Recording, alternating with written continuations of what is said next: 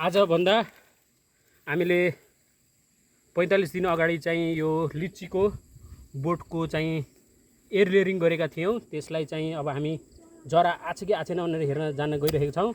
मैले यसरी प्लास्टिकले र्याप गरेर त्यसपछि धागोले बानेको थिएँ। अब हेर्ने छौँ कतिको फ्रुटफुल भएको छ यो हाम्रो एयर लेयरिङ, जरा आएको छ कि छैन भनेर है त।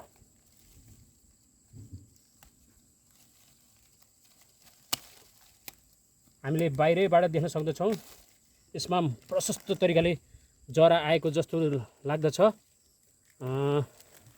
म तपाईहरुलाई बिस्तारै खोलेर देखाउने छु।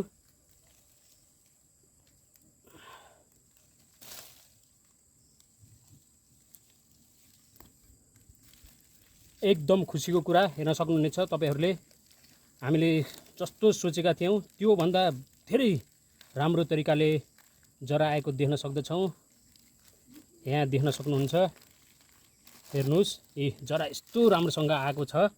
त्यही भएर अब यो बिरुवा चाहिँ अझ राम्रो हुने छाँटकाँट देखिएको छ।